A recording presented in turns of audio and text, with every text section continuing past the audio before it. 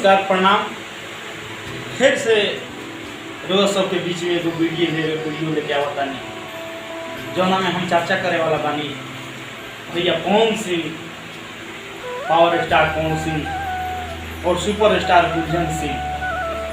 तो भैया पवन सिंह पहले तो भोलेनाथ भांग धतूर पियत रहा, गांजा भांग धतूर पियत रहा।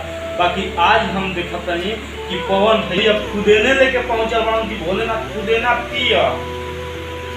खुदेना पियता तले ओकरा बाद के बात का बा आई पवन सिंह के देख ली कैसे किया होता। आई देख ली लइकन के कहल मानी अजता जलाइल बानी, अखिया खोली देख ली ना पीली पुदीना।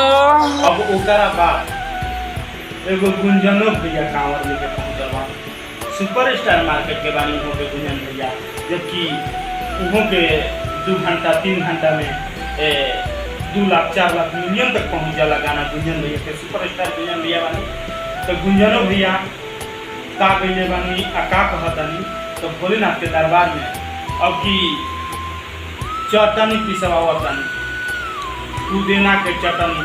तो अगर हमारा बात पर वो सबके इहो विश्वास नहीं के कि पवनो सिंह पुदीना लेके पहुंचल बड़ा और गुंजनो सिंह, तो आज गुंजनो सिंह के गाना गौरा है पुदीना के चटनिया खिलाई, दाना गौरा है पुदीना के चटनिया जी दमाका कैसे गावता पवन भैया पावर स्टार पुदीने लेके पहुंचल बानी, गुंजन भैया चटनिए लेके पहुंचल बानी कि चटनिए हमरा के चाहिए। तो कैसे कैसे होई अब रोगा सब। बाकी रोगा सब से एक बात बागी चंदन के लाइक और शेयर करम ताकि कोनो वीडियो हम अपलोड करी तो रोगा सबके भी पहले नोटिफिकेशन पहुंचे।